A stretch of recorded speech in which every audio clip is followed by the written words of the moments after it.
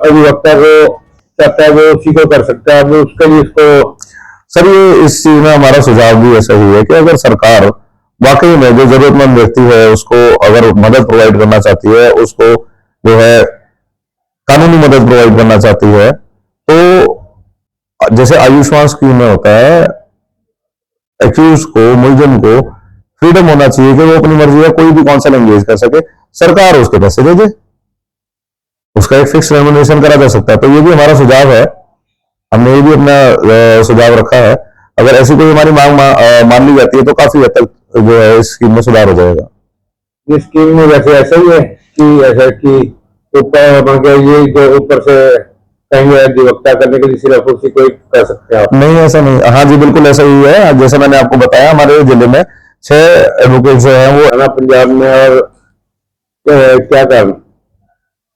देखिए, मैं आपको आपके चैनल के माध्यम से बताना चाहूंगा कि तकरीबन 13 तारीख से 13 जुलाई 2026 से आज तक हमारी जो डिस्ट्रिक्ट बार एसोसिएशन है उसने वर्क सस्पेंड किया हुआ है कोर्ट्स में।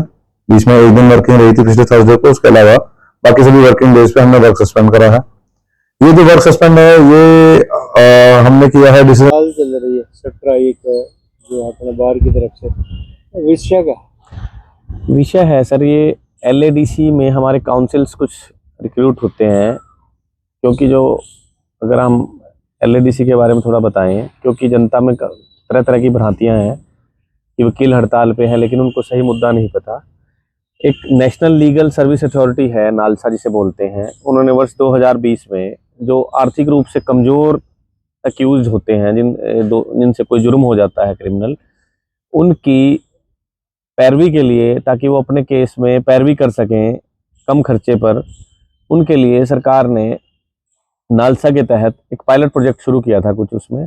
लेकिन 2022 में इस स्कीम को बदल के district legal aid defence council 2022 इसका नाम रखा था।